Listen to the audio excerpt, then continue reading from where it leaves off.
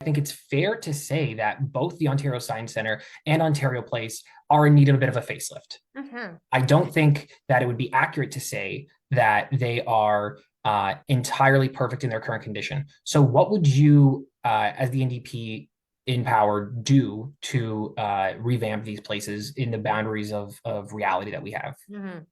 Yeah, I mean, I will say, I think under both the Liberal and Conservative governments that we've had in Ontario, we've seen both the Science Centre and Ontario Place, fall into a bit of disrepair. So we do need to do some work here. I've always said Ontario Place is an amazing public space. That's what makes it special. And so what we want to do is keep it public. We can fix it up a bit. We can freshen it up. We can refurbish the pods. We could leave the trees where they are.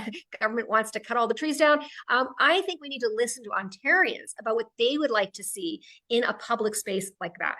And I think that's really important. When it comes to the Science Centre, I mean, the Science Centre is an architectural gem, right? And it has fallen into disrepair. And I actually look back at reports from the previous Liberal government too, and you can see that they knew perfectly well. Every government has known that there were repairs that needed to be done, that they needed to keep it up, and they did it. And I think that was really unfortunate because really we could still put in enough money. If we paid like half of what it's going to cost to move the Science Centre down to Ontario Place, we could fix it up very nicely. But the work that's happening at the Science Centre right now is also fantastic anyways, right? It's very well used. It's a great attraction. It employs a lot of people in a part of Toronto where they need the jobs. And also, by the way, a lot of kids who live in apartment buildings in that area, kind of underserviced areas, they make a lot of use of the Science Centre. And the Science Centre staff, they put on exhibits that tour the world. Like, we should be proud of this place.